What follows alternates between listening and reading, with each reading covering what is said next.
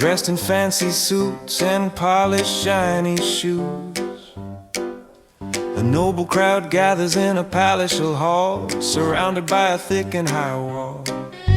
They wish to deliver a happy message to the people about the nation's achievements and progress. And through inspiring speeches, they predict utopia and great future riches.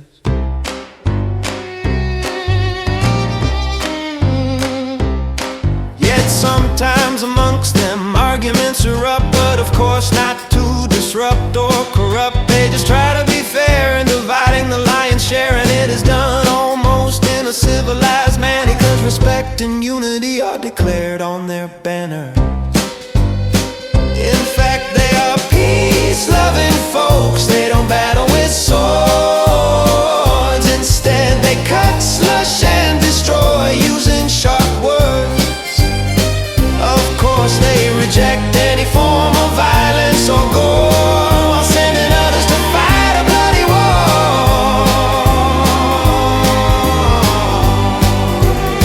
But who can challenge that noble assembly?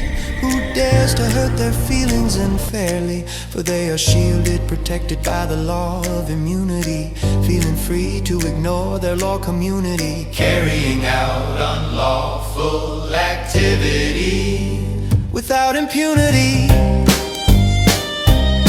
They believe themselves to be the chosen ones, selected for a glorious mission.